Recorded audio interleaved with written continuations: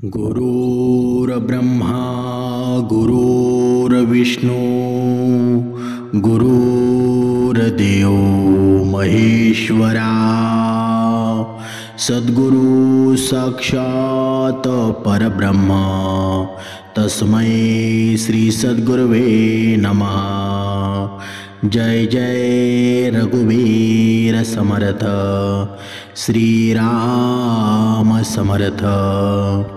सद्गुरु चरणांना नतमस्तक होऊन आपण या सुंदर सकाळच्या मनमोहक वातावरणामध्ये सर्वजण उपासना करून श्रवणाला बसलेले आहात असं समजून आपण या निरूपणास सुरुवात करूया।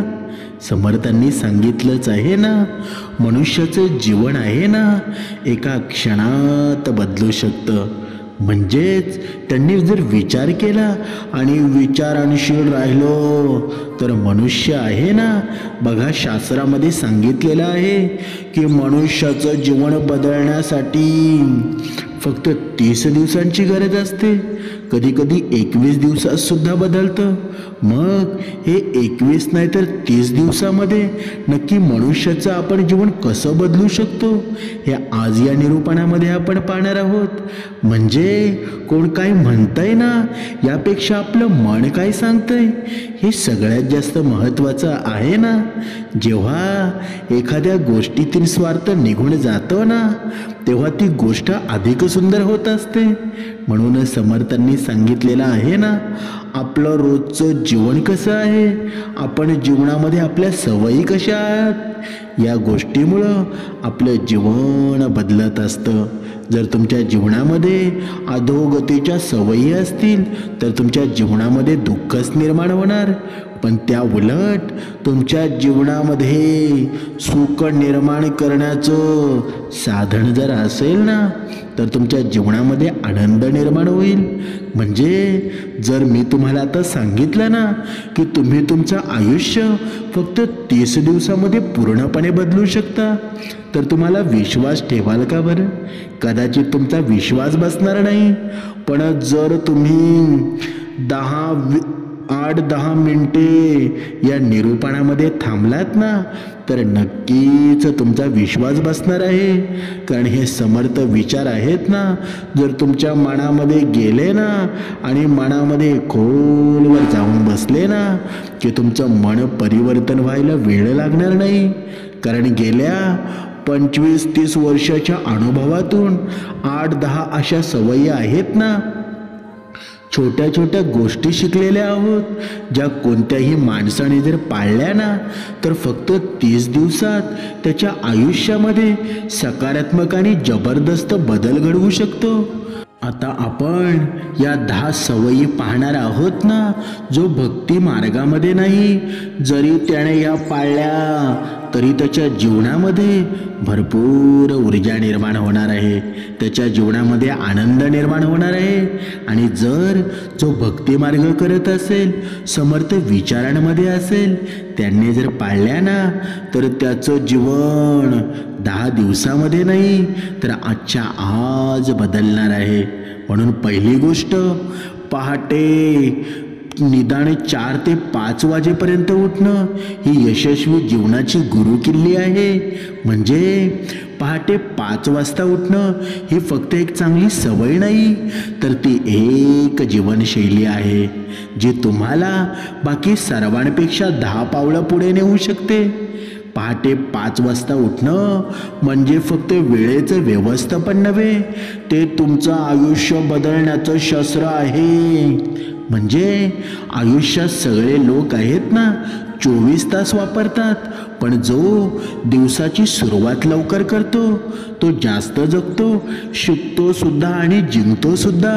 कारण पहाटेचा 1 तास आहे ना, तो संध्याकाळच्या 3 तासांपेक्षा जास्त मौल्यवान असतो। बघा, या पहिल्या नियमामध्ये, या पहिल्या सवयीमध्ये आपण काय शिकलो बरं?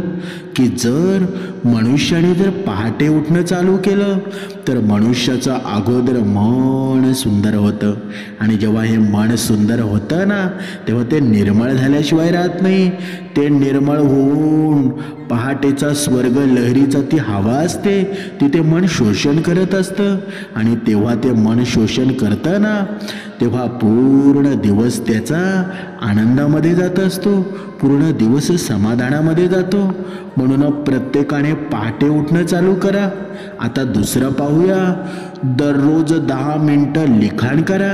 आता काहीही असू द्या, जर तुम्ही भक्ती मार्गामध्ये असाल तर जय श्रीराम, अवधूत चिंतन श्री गुरुदेव दत्त, जय सद्गुरू असं जर तुम्ही लिखाण केलं ना तर तुमच्या जीवनामध्ये नक्कीच बदल घडेल. मनातील गोंधळलेल्या विचारांची गर्दी जेव्हा तुम्ही कागदावर उतरता तेव्हा ती मार्गदर्शक बनत असते. म्हणून मनुष्याच्या मनामध्ये हजारो विचार चालू असतात. चिंता, भीती, स्वप्न, अपेक्षा हे सगळं जर मनातच राहिलं ना तर मन थकून जातं. पण जर ते लिहून काढलं तर मन हलकं सुद्धा होतं आणि त्या विचारांना दिशा सुद्धा मिळते. म्हणजे आपल्या मनातील विचार कागदावर उतरवणं याला म्हणतात जर्नलिंग. म्हणजे जीवनामध्ये ही जर्नलिंग का करावं बरं? जेव्हा तुम्ही लिहिता ना तेव्हा तुम्हाला कळतं खरं काय आहे ते आणि फक्त भावना काय आहेत. लिखाणामुळं स्वतःशी संवाद साधला जातो. मनातील भीती असू द्या किंवा नकारात्मक विचारांना समोर आणून त्यावर उपाय शोधता येतो. ही जर्नलिंग केल्यानं मन शांती वाढते ना, म्हणून आत्मविश्वास निर्माण होतो आणि स्वतःला सुधारता सुद्धा येतं. म्हणून कधी आहे ना जर तुमचे प्रश्न तुम्हाला या रोजच्या बुकावर लिहिता नाही आले तरी सुद्धा भगवंताचं नामस्मरण, भगवंताचं नाम लिहावं. आज काय केलं? 2 तास व्यायाम केला, 5 पानं पुस्तकं वाचली, ऑफिसमध्ये प्रेझेंटेशन केलं. काय चुकलं? वेळेवर जेवण केलं नाही, तणावामुळे एका सहकार्याशी वाद झाला. उद्या काय सुधारायचं? वेळेवर जेवण घेणं, वाद न करता संयम राखणं. आणि जर्नलिंगचे फायदे काय आहेत ना ते सुद्धा आपण पाहूया. पहिली गोष्ट म्हणजे मन मोकळं होतं. दिवसाचा प्रामाणिक आढावा मिळतो. चुका समजून घेता येतात. पुढील दिवसाच्या योजना तयार करता येतात. मन शांती आणि एकाग्रता वाढते आणि यशाचा ट्रॅक तयार होतो. पण आपण बघा, जो भक्ती मार्गामध्ये नसेल त्याच्या जीवनामध्ये याचा फायदा कमी होईल. पण जो भक्ती मार्गामध्ये असेल ना त्याला भरपूर प्रमाणामध्ये फायदा होणार आहे. कारण ही समर्थ विचारांची ही शक्ती आहे ना, भगवंताची ही प्रेरणा आहे. ती भगवंताची शक्ती यामध्ये अजून प्रेरित होते आणि आपलं यशाचं सार्थक आहे ना ते यशाचं साधन यशस्वी निर्माण होऊन जातं. म्हणून प्रत्येकानं आहे ना रोज या गोष्टीचं पालन करायला हवं. दररोज 10 पानांचं तरी वाचन करायला हवं.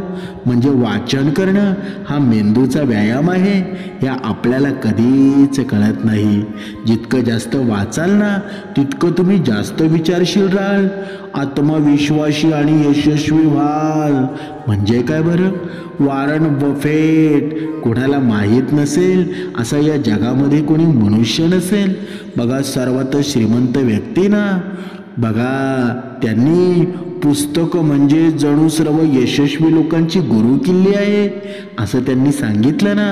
म्हणजे वाचनामुळं नवीन कल्पना, दृष्टिकोन मिळतो, ज्ञान वाढतो, विचार करण्याची शैली सुधारते, शब्द संपत्ती, संवाद कौशल्य वाढतं. म्हणजे सतत वाचन जर केलं ना तर आपलं ध्येय सुद्धा ठरवता येतं, त्यावर काम करणं सुद्धा सोपं जातं. म्हणजे समर्थांनी सांगितलेलं आहे ना, आपल्याला जर वाचायचं झालं ना तर दासबोध वाचला पाहिजे. म्हणजे दररोज 10 पानं तरी वाचावी. म्हणजे या 10 पानांमध्ये महिन्याला सरासरी 300 पानं वाचाल. वर्षभरात 12-15 चांगल्या पुस्तकांचा अभ्यास होईल. आणि तेच विचार, ते ज्ञान आहे ना, तुमचं आयुष्य बदलतील. म्हणजे दररोज 10 पानं वाचणं म्हणजे मेंदूला रोज नवीन ऊर्जा देणं आहे. मोठं यश, चांगले निर्णय, नवीन कल्पना, सगळ्यांची सुरुवात आहे ना चांगल्या वाचनानं होत असते. म्हणून म्हणतात ना, वाचाल तर वाचाल. आता पुढची गोष्ट पाहूया. जर तुम्ही भक्ती मार्ग करत असा किंवा नका करत असू, पण ही जी सवय आहे ना प्रत्येकाच्या जीवनामध्ये निर्माण व्हायला हवी. ते म्हणजे रोज 30 मिनिटं व्यायाम करणं. तुमचं शरीर म्हणजे तुमच्या आयुष्याचं वाहन आहे. ते सदृढ नसेल तर कुठलीही मोठी स्वप्न पूर्ण करता येणार नाही. नव्हे तर देवाच्या भक्तीचा सुद्धा उपयोग नाही. जर आपलं शरीरच व्यवस्थित नसेल तर भक्ती करून काय करायचं आहे बरं? जरा आपलं शरीर जिथे तुम्ही 100 वर्ष जगाल तिथे तुम्ही 30 वर्षातच मराल, तर त्या भक्तीचा तरी काय उपयोग बरं? म्हणून अगोदर आपलं शरीर व्यवस्थित करा, नंतर भक्ती मार्गाला लागलात तरी सुद्धा काही हरकत नाही. पण आपलं शरीर चांगलं असणं गरजेचं आहे. समर्थ रामदास स्वामींनी आहे ना, त्यावेळी तो काळ होता, त्यावेळी भविष्याची त्यांना चिंता होती. म्हणून जिथे हनुमंताची मंदिरं आहेत, जिथे हनुमंताची मंदिरं उभारली तिथे व्यायामशाळा सुद्धा चालू केल्या होत्या. बघा, तो काळ आठवा आणि आताचा काळ आठवा. या संतांनी जे लिहून ठेवलेलं आहे ना ते आजही आपल्याला उपयोगात पडतं. म्हणजे आजच्या या धकाधकीच्या जीवनशैलीमध्ये आपण शरीराकडे दुर्लक्ष करतो. पण हेच शरीर आहे ना जे तुम्हाला यशाकडे घेऊन जाणार आहे. दररोज 30 मिनिटं व्यायाम म्हणजे तुमच्या शरीरामध्ये आणि मनात नवा प्राण फुंकणं. शरीर बळकट असेल तर कोणतीही कठीण परिस्थिती पार करणं सहज शक्य असतं.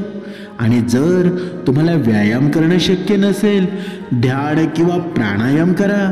आजच्या काळामध्ये सर्वात जास्त त्रास होतो तणावाचा, चिंता, गोंधळ आणि रागाचा.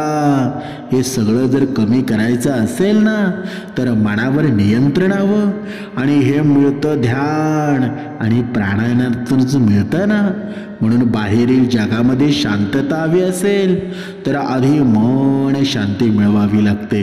आणि त्यासाठी ध्यान आणि प्राणायाम हे सर्वोत्तम मार्गच आहेत ना. पण आपण त्याकडे कधी लक्ष देतो का बरं? कधीच देत नाही. प्राण म्हणजे जीवनशक्ती आहे आणि आयाम म्हणजे नियंत्रण. श्वासावर नियंत्रण मिळवणं ही मनावरही नियंत्रण मिळतं. म्हणून शरीरावर नियंत्रण साधणं म्हणजे आरोग्य आणि मनावर नियंत्रण साधणं म्हणजे आनंदच आहे ना. आपण कधी कधी बघा, कीर्तन, प्रवचन, निरूपण आपण भरपूर ऐकलेली आहेत आणि भक्ती कशी करावी हे सुद्धा मनुष्याला माहीत आहे. पण जर हे मनच निर्मळ नसेल, आपलं शरीरच चांगलं नसेल, मग भक्ती मार्ग जरा आपण अर्ध्यावरच संपणार असेल, आपला मृत्यू होणार असेल, मग त्या भक्ती मार्गाचा उपयोग आहे का बरं? म्हणून अगोदर आपलं शरीर चांगलं असणं गरजेचं आहे. म्हणून ध्यान आणि प्राणायाम म्हणजे तुमचं आंतरिक बळ वाढवण्याचं साधन आहे. शरीर जरी मजबूत असेल ना आणि मन दुर्बल असेल तर यश कधी मिळत नाही. मन आणि श्वासावर नियंत्रण मिळवलं की जग जिंकणं सुद्धा सोपं जातं. आता पुढची सवय पाहूया. जेव्हा आपण सकाळी सकाळी उठतो ना तेव्हा सकाळी सकाळी जेवढं आपल्याला सकाळी सकाळी कोमट पाणी प्यायचं आहे ना तेवढं आपण प्या. म्हणजे दररोज 2-3 लिटर पाणी आपण प्यायला हवं. दिवसामध्ये 2-3 लिटर जेव्हा पाणी पितो ना तेव्हा आपल्या जीवनामध्ये नवीन ऊर्जा निर्माण होत असते. आता पाणी म्हणजे ही जीवनशक्तीच आहे ना. शरीरातल्या प्रत्येक पेशीला, अवयवाला, या कार्यप्रणालीला ती आवश्यक आहे. आणि आपण जर पुरेसं पाणी प्यायलो नाही तर अनेक प्रकारच्या समस्या सुद्धा निर्माण होतात. पहिली गोष्ट म्हणजे थकवा येतो, डोकेदुखी वाढते, पचनक्रिया बिघडते, त्वचेचे तेज कमी होतं, मन अस्वस्थ होतं, एकाग्रता कमी होते. आणि आज आहोत ना, आज आपण त्याचा अनुभव घेत आहोत. आपले शरीर बघा, आपले पाय ठणकतात, सांधे दुखतात. मग जर आपण भक्ती करतो पण आपल्या शरीराकडे लक्ष देत नाही, मग त्या भक्ती मार्गाचा काय फायदा बरं? म्हणून आपण शरीराकडे लक्ष द्यायला हवं. कारण समर्थांनी सांगितलेलं आहे ना, ज्याप्रमाणे मनाला आवश्यकता भक्तीची आहे त्याप्रमाणे शरीराला आवश्यकता व्यायामाची आहे. म्हणून आता दररोज पाणी पिण्यानं काय होतं ना, कोणते फायदे होतात ते आता आपण पाहूया. शरीर डिटॉक्स होतं. आता हे काय बरं? म्हणजे विषारी घटक बाहेर टाकले जातात, त्वचा तेजदार होते, वजन कमी होण्यास मदत होते, पचनक्रिया सुधारते, मेंदूला ऊर्जा मिळते, सांधे लवचिक राहतात, मूत्रपिंडाचं आरोग्य चांगलं राहतं. आणि दुसरी गोष्ट म्हणजे आपला मेंदू शांत राहतो. म्हणजे आरोग्य राखायचं असेल ना तर शरीराला शुद्ध पाण्याची सवय लावा. पाण्याशिवाय जीवन नाही. आणि जीवन सुंदर हवं असेल तर पाणी शुद्ध आणि पुरेसं असावं. फक्त पाणी प्यायल्यानं अनेक रोगांपासून बचावच होतो ना. औषधं कमी लागतात, त्वचेची क्रांती सुधारते, मन हलकं राहतं आणि शरीरामध्ये ऊर्जाच मिळते ना. फक्त एका सवयीमुळं तुमचं शरीर आणि मन दोन्ही सुद्धा बदलू शकतात. आता खर्चाचा लेखाजोखा ठेवा. आपण किती कमावतो बघा, हा सुद्धा पॉइंट आहे ना. ही सुद्धा सवय आहे ना, मनुष्याच्या अधोगतीचं कारण बनत असते. म्हणजे मनुष्य कमवतो कमी आणि खर्च करतो जास्त, मग त्याच्या जीवनामध्ये दुःख आल्याशिवाय राहील का बरं? बघा, आपण किती कमावतो यापेक्षा किती वाचवतो आणि कशावर खर्च करतो हे महत्त्वाचं असतं. बहुतेक लोक म्हणतात ना, कुठे गेले पैसे कळत नाही. खरं तर त्यांनी आपला खर्च ट्रॅक केलेला नसतो. जे मोजलं जातं तेच सुधारलं जातं ना. जर तुम्ही प्रत्येक खर्चाची नोंद ठेवाल तर खर्चावर नियंत्रण येतं आणि बचत सुद्धा आपोआप वाढते. म्हणजे दररोज खर्चाचा लेखाजोखा ठेवणं ही सवय आर्थिक शिस्त लावते ना. म्हणून पैशावरचा ताबा वाढतो, भविष्य सुरक्षित होतं आणि मोठ्या स्वप्नांची पूर्तता सुद्धा करता येते. आता एक लक्ष्य ठरवा आणि त्यासाठी रोज 1 तास द्या. आज आपण अनेक गोष्टी शिकतो, पण अनेकदा कोणत्याही एका गोष्टीमध्ये आपण प्रावीण्य मिळवत नाही, कारण स्पष्ट लक्ष ठरलेलं नसतं आणि रोज त्यासाठी वेळ सुद्धा देत नाही. यशस्वी लोकांच्या यशाचं एक रहस्य आहे ना, ते एक मोठं ध्येय ठरवतात आणि रोज त्यासाठी ठराविक वेळ सुद्धा देतात. म्हणजे रोज 1 तास ध्येयासाठी दिला ना तर वर्षभरामध्ये कमाल बदल होऊ शकतो. दिवसाला फक्त 1 तास म्हणजे एका वर्षाला सुमारे 365 तास. एवढा वेळ कोणतेही कौशल्य, शरीर, करिअर आणि नाती सुधारण्यासाठी खूप आहे. आता पुढची गोष्ट म्हणजे दर्जेदार लोकांशी संपर्क वाढवा. बघा, आता हे तुम्हाला अवघड वाटेल. दर्जेदार म्हणजे कोण? जर आपल्याला जीवनामध्ये यशस्वी व्हायचं असेल तर हे आपल्याला स्वीकारावं लागेल. दर्जेदार लोकांशी संपर्क म्हणजे आपल्यापेक्षा बुद्धीनं, आपल्यापेक्षा विचारानं तो सरस असायला हवा. जर तुम्ही त्याच्यासोबत हारलात ना तरी तुमचा विजय होईल, जिंकलात ना तरी तुमचा विजय होईल. म्हणजे ही संगत आहे ना, आपल्यापेक्षा सुंदर मनुष्याशी करा. आपल्यापेक्षा 2 काकणं तो सरस असेल अशा व्यक्तीशी जर तुम्ही संगत केली ना तर त्याचे गुण सुद्धा तुमच्यामध्ये उतरतात आणि तुमच्या जीवनाचं सुद्धा सार्थक होतं. म्हणजे ज्याच्या सोबत तुम्ही वेळ घालवता त्याच्याच तुमच्या आयुष्यावर सर्वात मोठा परिणाम होत असतो. तुमच्या आजूबाजूचे लोक तुमचे मानसिक आणि आर्थिक वातावरण तयार करतात। जर तुम्ही सतत निगेटिव्ह आणि तक्रारी करणाऱ्या किंवा आळशी लोकांसोबत राहिलात तर तुमच्या विचारांमध्ये आणि सवयींमध्ये तीच भावना राहील। सिंहासोबत फिराल ना तर शिकण्याचं आणि जग जिंकण्याचं बळ येईल, पण आळशी लोकांसोबत राहिलात तर स्वप्नसुद्धा मरून जातील, स्वप्नसुद्धा मरण पावतील। तुमचं सर्कल म्हणजे तुमचं भविष्यच आहे ना। दर्जेदार लोकांशी संपर्क वाढला, तुमच्या विचारसरणीला, कामाला आणि यशाला नवे पंख मिळतील। म्हणूनच स्वतःला 30 दिवसासाठी वेळ द्या। 30 दिवस स्वतःला चॅलेंज करा। तुमच्या आयुष्य बदलण्यासाठी फक्त 30 दिवस पुरेसे असतात।